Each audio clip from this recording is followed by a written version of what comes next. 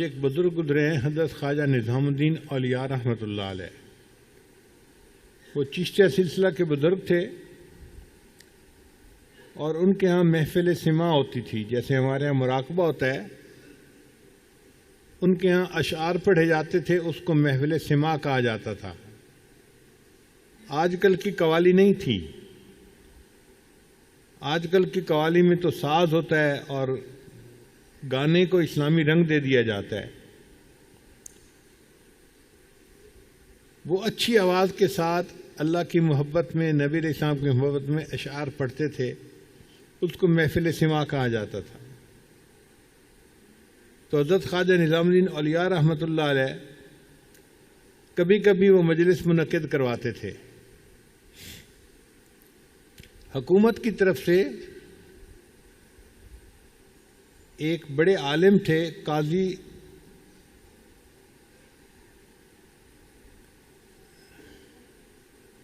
काजी Ziauddin tsunami रहमतुल्लाह अलैह। वो मुहतसब आला मुकर्रर थे और उनकी जिम्मेदारी थी कि इस किस्म के आमाल जो बिदात हैं उनको रोक दिया जाए। तो काजी ज़ियाउद्दीन सुनामी रहमतुल्लाह को जब पता चलता कि फ़लाँ जगह पे महफिल सिमा हो रही है, वो वहाँ पहुँचते और उस महफिल को ख़त्म करवा देते, लोगों को उठा देते, घरों में भेज देते। अब जो सालिकीन थे उनको बड़ा गुस्सा आता।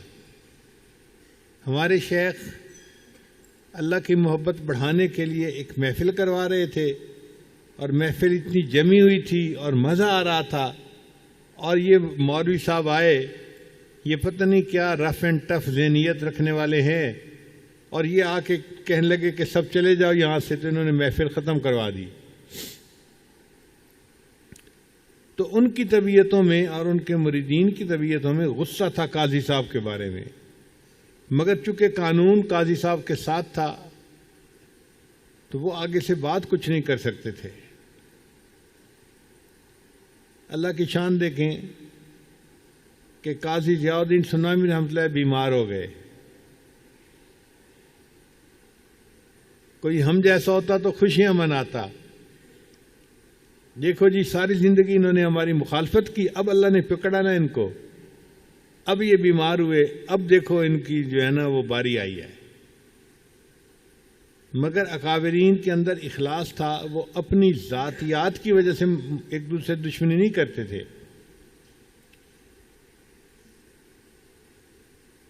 हज़रत ख्वाजा निज़ामुद्दीन औलिया रहमतुल्लाह को पता चला कि काजी साहब बीमार हो गए हैं और बीमारी जो है वो ज़्यादा ख़तरनाक है, तो वो चले कि मैं जाके उनकी इयादत करता हूँ, बीमार पुरसी करता हूँ। दरवाजे पर पहुंचे और उन्होंने दरवाज़ा खटखटाया। अंदर से काजी ज़ियाउद्दीन सुनामी रहमतुल्लाह के खादिम था, उसने आके दरवाज़ा खोला, देखा कि निज़ामुद्दीन औलिया रहमतुल्लाह खड़े हैं। पूछा कैसे आए? उन्होंने कहा जी कि मैं इयादत के लिए हाजिर हुआ हूँ, पता चला बीमार थे। उसने जाके काजी साहब को बताया। काजी साहब ने कहा भाई बात यह है कि इनके साथ मेरी इक्वेशन कोई शुरू से ठीक नहीं है और ये मेरा अब मरने का वक्त है, और मैं नहीं चाहता कि कोई ऐसी बात नाखुशगवार पेश आए कि मेरी तबीयत के ऊपर तकद्दुर हो। तो आप उनसे माजरत कर दें कि मैं इस वक्त रजू अल्लाह की कैफियत में हूं, मैं किसी से मिलना नहीं चाहता। तो जब उन्होंने ये पैगाम भिजवाया तो ख्वाजा निज़ामुद्दीन औलिया रहमतुल्लाह अलैह फिक्रमंद हुए कि आखिरी वक्त है और वो मिलना नहीं चाहते, तो ये तो फिर मेरी उनसे मुलाकात ही नहीं हो सकेगी। तो ख्वाजा निज़ामुद्दीन औलिया रहमतुल्लाह ने उस खादिम को कहा कि हज़रत को जाकर ये कहो कि एक बंदा अपने अमल पर तौबा करने की नीयत से आपके पास आया है, आप उसको मौका दे दें, वो आपके सामने आके तौबा कर ले।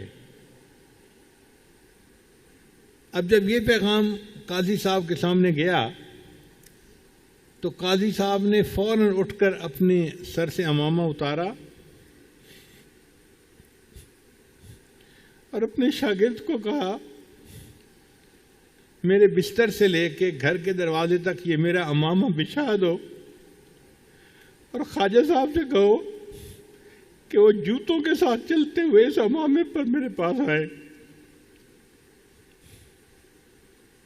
क्योंकि उनके साथ जो मेरी मुखालफत थी वो अल्लाह के लिए थी, वो अपनी ज़ाती अगराज नहीं थी। अगर वो तौबा की नीयत से आए हैं तो मैं उनको कबूल करने के लिए तैयार हूँ।